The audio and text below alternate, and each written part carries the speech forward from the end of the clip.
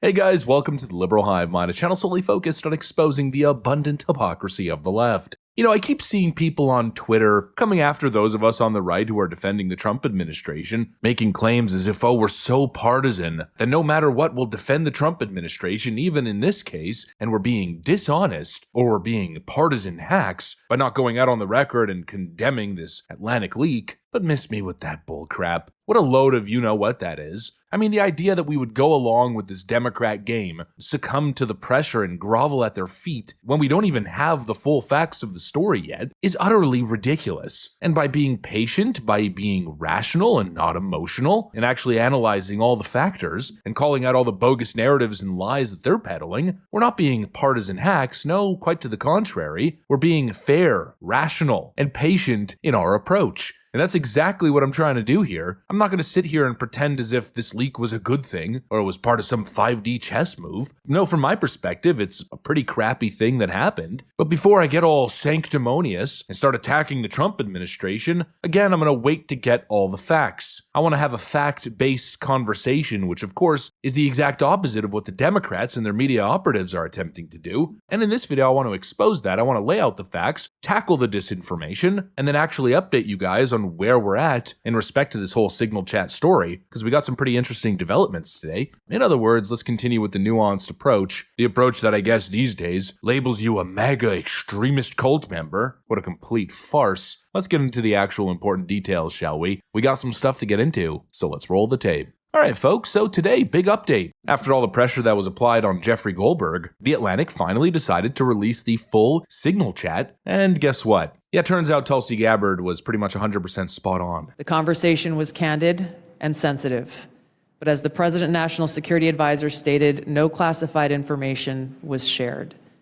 There were no sources, methods, locations, or war plans that were shared. No dates, no times, no locations, no operational war plans. In other words, none of the actual stuff that Democrats claimed was being leaked. No wonder Jeffrey Goldberg was sitting on the info, reluctant to drop the full transcript, because now that we got the full chat, and I urge you guys to go read it, we're not going to go through every single text message, but now that we got the chat in its full context, yeah, it feels like this whole manufactured scandal that they're attempting to build here has totally fallen apart. Now, that's not to say that there isn't sensitive information in the thread. There absolutely is. Sure, it's a high-level internal government conversation, but is it classified? It doesn't seem to be the case, according to the definition of what classified information would pertain, based on what's being told to us by a lot of intelligence and national security experts. It's not the kind of direct tactical intelligence that would essentially hand our enemies a roadmap. There's no specific dates or locations or times that could have been leaked to the Houthis and then used against American operations. I mean, absolutely none of that. And honestly, I think the Democrats know that, yet they're still shamelessly running with this as if it's the next Watergate scandal. It's pathetic. And so we got these people attempting to put pressure on guys like me, saying, oh, you're too biased to admit that this was a bad thing and that this leak endangered American lives. But you gotta look at the full context. First of all, that's not true, and secondly, to back down now would be essentially surrendering to the Democrats and their horribly dishonest tactics. Not gonna happen. And speaking of Democrats and their clearly dishonest, politically motivated tactics, we've got a giveaway that I think exposes their angle here, the fact that they're so hell-bent on targeting Pete Hegseth. The buck stops with the President of the United States of America, which is why I made clear to President Trump yesterday in my correspondence that the Secretary of Defense should be fired immediately if he's not man enough to own up to his mistakes and resign in disgrace. If Pete Hegseth had a shred of self-respect and decency, he would resign. Donald Trump should fire Pete Hegseth. That's all we're seeing. That's the message that the Democrats are pushing out there. Pete Hegseth has got to go. Pete Hegseth this, Pete Hegseth that. I'm sorry, but I think I'm reading this correctly. It's not about protecting national security to them. It's about humiliating Trump's cabinet. They've hated Pete Hegseth from day one, and now they see an opportunity to pin this scandal on his name and try to take a victory lap, an I told you so moment. See, we told you that Trump was appointing incompetent clowns. It's so transparent what they're trying to do, to turn this into a big embarrassment embarrassing moment to try to force Donald Trump to fire Pete Hegseth, which then calls into question all of his other appointments and nominees. But the reason this is so dishonest is because Pete Hegseth isn't even to blame. It's funny how they're making him the figurehead of this thing, when in reality it was Mike Waltz and his team who started the Signal group chat. I mean, if anything, you'd think Democrats would be focused on the guy who's being accused of having invited a journalist and compromised national security, but no, instead they're focused on Pete Hegseth. That tells you all that you need to know. So yeah, the bottom line here is, nobody's denying the fact that this wasn't a good thing, that it was a huge screw-up. Even Marco Rubio recently said it. Obviously, someone made a mistake.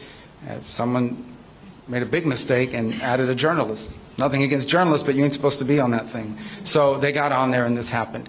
I've been, so I can speak to myself or my presence on it. I think my role on it was just speaking for my role. I contributed to it twice. I identified my point of contact, which is my chief of staff. And then later on, I think 3 hours after the White House's official announcements had been made, I congratulated the members of the team. I've been assured by the Pentagon and everyone involved that none of the information that was on there, though not intended to be divulged, obviously that was a mistake and that shouldn't have happened, and the White House is looking at it, but that none of the information on there at any point threaten the operation of the lives of our servicemen. And in fact, it was a very successful operation. No, rather, we're trying to have an honest conversation on what actually happened, rather than jumping the gun, jumping to conclusions, and essentially calling for Pete Hegseth's head. Again, the focus should be on the investigation. The pressure needs to be on Mike Waltz right now. He says he didn't even have Jeff in his contact list. I can tell you for 100%, I don't know this guy.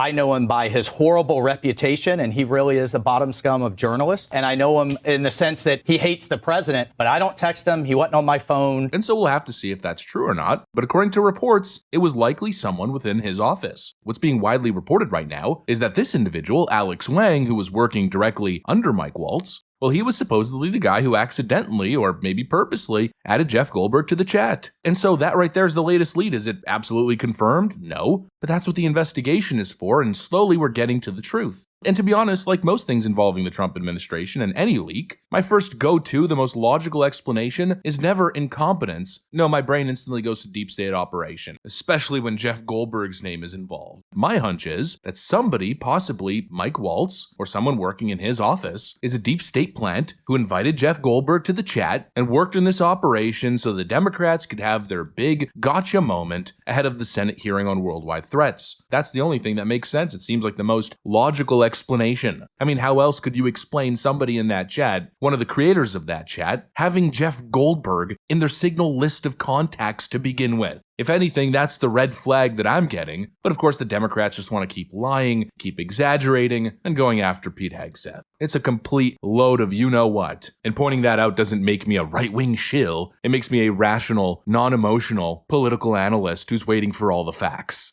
Anyways, that's pretty much what I got for you guys on this one. Hopefully you enjoyed the video. If you did, make sure to leave a like and possibly subscribe. Thanks for watching, and I'll see you on the next one.